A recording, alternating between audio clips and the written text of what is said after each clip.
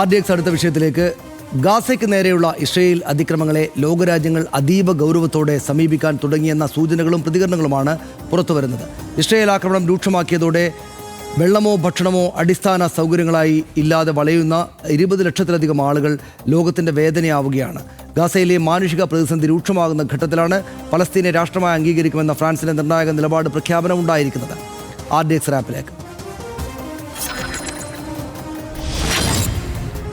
പട്ടിണി കിടന്ന് എല്ലും തോലുമായ കുട്ടികളുടെയും ഗർഭിണികളുടെയും അടക്കം ദയനീയ ദൃശ്യങ്ങൾ ഗാസയിലെ നിലവിലെ ജീവിതത്തിന്റെ നേർചിത്രമാണ്. ഇതോടെ ഇസ്രയേലിന്റെ വംശഹത്യാശ്രമം അന്താരാഷ്ട്ര സമൂഹത്തിൽ വീണ്ടും ചർച്ചയാകുകയാണ്. ഈ സാഹചര്യത്തിലാണ് പലസ്തീൻ അനുകൂല നിലപാടിലേക്ക് വിവിധ ലോകരാഷ്ട്രങ്ങളുടെ മാറ്റം. പലസ്തീന്റെ രാഷ്ട്രപദവി അംഗീകരിക്കുമെന്ന് പ്രഖ്യാപിച്ചിരിക്കുകയാണ് ആദ്യഘട്ടത്തിൽ ഇസ്രയേലിനെ പിന്തുണച്ചിരുന്ന ഫ്രഞ്ച് പ്രസിഡന്റ് ഇമ്മാനുവൽ മാക്രോ. വെടിനിർത്തൽ, ഗാസയെ പുനർനിർമ്മിക്കൽ തുടങ്ങിയ ആവശ്യങ്ങളിലെല്ലാം ഫ്രാൻസ് നിലപാട് അറിയിച്ചു. ഗാസയിലെ ഇസ്രയേൽ നടപടികളെ തള്ളി ഓസ്ട്രേലിയ, കാനഡ, ബ്രിട്ടൻ തുടങ്ങി വിവിധ രാഷ്ട്ര നേതാക്കളും രംഗത്തെത്തി. കടുത്ത നിലപാടാണ് ബ്രസീൽ, ദക്ഷിണാഫ്രിക്ക തുടങ്ങിയ രാജ്യങ്ങൾക്കും. ബെഞ്ചമിൻ നെതന്യാഹുവിന്റെയും മന്ത്രിമാരുടെയും തീവ്ര നിലപാടുകൾക്കെതിരെ ഇസ്രയേലിനകത്തും പ്രതിഷേധങ്ങൾ ശക്തമാകുന്നു. ഫ്രഞ്ച് പ്രസിഡന്റിന്റെ പ്രതികരണത്തിൽ ഇസ്രയേൽ മാത്രമല്ല അമേരിക്കയും അസ്വസ്ഥരാണ്. ഹമാസിനെ സഹായിക്കുന്ന ഭീകരവാദത്തെ പിന്തുണയ്ക്കുന്ന നിലപാടാണ് ഫ്രാൻസിനും പലസ്തീനെ പിന്തുണയ്ക്കുന്ന മറ്റുള്ളവർക്കുമെന്നാണ് ഇരു രാജ്യങ്ങളുടെയും നിലപാട്. RDX rap news Malayalam.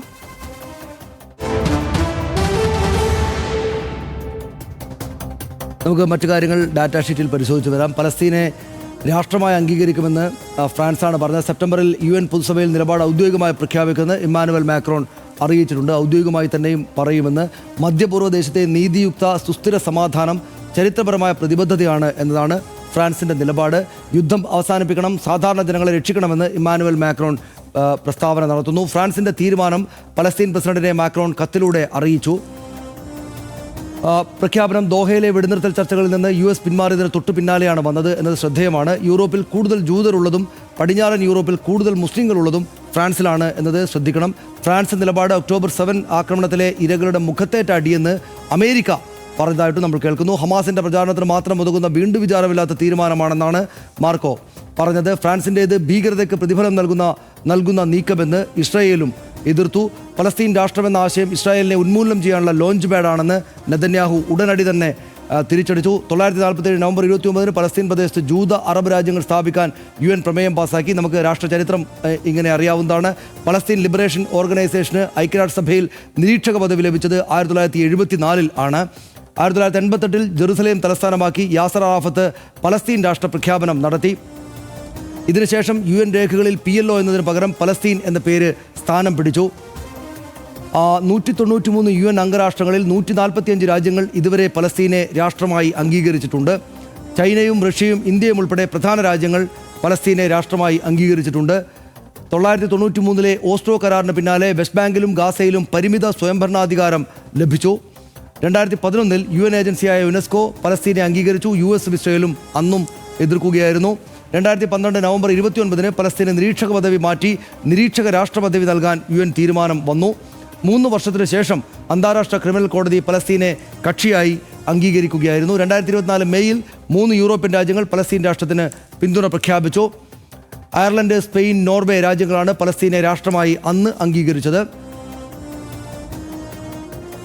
2024 ഏപ്രിലിൽ UN രക്ഷാസമിതിയിൽ അൾജീരിയ കൊണ്ടുവന്ന പ്രമേയം അമേരിക്ക വീറ്റോ ചെയ്തു എന്ന് നമ്മൾ അറിയുന്നു.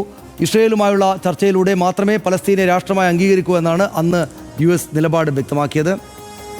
ഇതിപ്പം ഹർഷൻ, ഈ ഇത്തരത്തിലുള്ള പിന്തുണകൾ വരുന്നു. കാരണം ലോകരാഷ്ട്രങ്ങൾക്ക് ഇനിയും കണ്ണടച്ചിരിക്കാൻ പറ്റാത്ത വിധമുള്ള അങ്ങേയറ്റം ക്രൂരതകൾ നിറഞ്ഞ സംഭവ വികാസങ്ങൾ അരങ്ങേറുകയാണ്. വരുന്ന ചിത്രങ്ങളും ദൃശ്യങ്ങളും കാണാൻ മനുഷ്യ മനസ്സായിട്ടുള്ള ആളുകൾക്ക് സാധിക്കാത്ത സാഹചര്യമുണ്ട്. ഇപ്പോൾ വളരെ വൈകിട്ടാണെങ്കിലും ഓരോരോ രാഷ്ട്രങ്ങളായിട്ട് എഴുന്നേറ്റ് വന്ന് അവരവരുടെ നിലപാടുകൾ പറയുകയാണ്.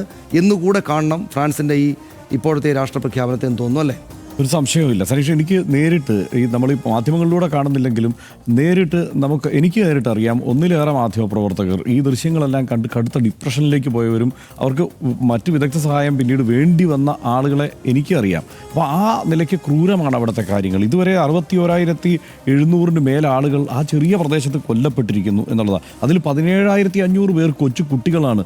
ഇപ്പോൾ ഏറ്റവും ഒടുവിൽ വരുന്ന ഇത്രയധികം ആളുകൾ പട്ടിണി കിടന്ന് മരിച്ചിട്ടുള്ള ഒരു സംഭവം. അതായത് അങ്ങനെ പട്ടിണി ഇങ്ങനെ ഇത്രയധികം ആളുകൾ മരിക്കുന്നത് 21-ാം നൂറ്റാണ്ടിലെ ഏറ്റവും വലിയ സംഭവമാണ്. 21-ാം നൂറ്റാണ്ടിൽ ഇത്രയധികം ആളുകൾ മരിച്ചിട്ടില്ല ഇങ്ങനെ തുടർച്ചയായിട്ട് ഇങ്ങനെ. അപ്പോൾ അത്രയും ഭീകരമായ ഒരു സാഹചര്യം അവിടെ നിലനിൽക്കുമ്പോൾ ഒരു സംശയവും വേണ്ട, ഈ ലോകരാജ്യങ്ങൾക്ക് ഇടപെട്ടേ മതിയാകൂ. അവരാ പിന്തുണ പ്രഖ്യാപിക്കുക തന്നെ ചെയ്യും. എന്താണ് നെതന്യാഹു ഉദ്ദേശിക്കുന്നതെന്ന് നമുക്ക് മനസ്സിലാവുന്നില്ല. ഇപ്പോഴും ഈ ഇസ്രായേലിനെ പിന്തുണയ്ക്കാൻ ഇവിടെ ആളുകൾ ഉണ്ടല്ലോ എന്നത് മാത്രമാണ് ഏക സങ്കടം. അതാണ്, ഇത് അത്ഭുതകരമായിട്ട് സാമ്യമാണ് ഇപ്പോഴത്തെ ഗാസയും പഴയ ഓഷ്വിറ്റ്സും കാണുമ്പോൾ ഉള്ള വർഷം. അതായത് നമ്മൾ ഈ ചിത്രങ്ങൾ കാണുമ്പോൾ, പുറത്തു വരുന്ന ചിത്രങ്ങൾ വർഷം കാണുമ്പോൾ ഈ ഭക്ഷണം കിട്ടാതെ ദാരിദ്ര്യത്തിൽ ഒട്ടിയ ശരീരമായിട്ട് കുട്ടികൾ നിൽക്കുന്നില്ല. ഇതേ ചിത്രമായിരുന്നു ഈ പഴയ ഓഷ്വിറ്റ്സിൻ്റെ ചിത്രങ്ങളായിട്ട് നമ്മൾ സെർച്ച് ചെയ്താൽ കാണുക. അതായത് അന്ന് ഇരകളായിരുന്ന ആളുകളുടെ പിന്മുറക്കാർ ഇപ്പോൾ അക്രമകാരികളായിട്ട് മറ്റുള്ളവരെ ഇരകളാക്കിയിട്ട് എന്തൊരു അത്ഭുതകരമായ ചരിത്ര വൈരുദ്ധ്യമാണ് എന്ന് നമുക്ക് തോന്നും. ഐക്യരാഷ്ട്രസഭയിലെ ഭൂരിഭാഗം രാജ്യങ്ങളും പലസ്തീൻ എന്ന രാഷ്ട്രത്തെ അംഗീകരിച്ച് കഴിഞ്ഞതാണ്. ഒരു രാജ്യമായി അംഗീകരിക്കണമെന്ന പലസ്തീൻ്റെ ആവശ്യം തീർത്തും ന്യായവുമാണ്. എന്നിട്ടും രാജ്യമില്ലാത്ത പൗരന്മാരായി പലസ്തീനികൾ തുടരുന്നു. ഫ്രാൻസ് ചൂണ്ടിക്കാട്ടിയതുപോലെ മധ്യപൂർവ്വ ദേശത്തെ നീതിയുക്ത സുസ്ഥിര സമാധാനം എന്നത് ലോകത്തിൻ്റെ ആകെ ചരിത്രപരമായ പ്രതിബദ്ധത തന്നെയാണ്. ഇസ്രയേൽ അമേരിക്ക അച്ചുതണ്ടിൻ്റെ ധാർഷ്ട്യമാണ് പലസ്തീനെ ഒരു രാഷ്ട്രമായി പോലും അംഗീകരിക്കുന്നതിന് തടസ്സമാകുന്നതെന്ന് നമുക്കറിയാം. തീരുമാനമെടുക്കാൻ ശക്തിയുള്ള ലോകരാജ്യങ്ങളുടെ ശബ്ദം അതിനെതിരെ ഉയരുമെന്ന് പ്രതീക്ഷിക്കാം. ഫ്രാൻസിൻ്റെ പുത്തൻ നിലപാട് ഒരു നല്ല തുടക്കമാകട്ടെ എന്ന് ആത്മാർത്ഥമായി ആഗ്രഹിച്ചുകൊണ്ട് RDX ഇന്ന് ഇവിടെ തീരുന്നു.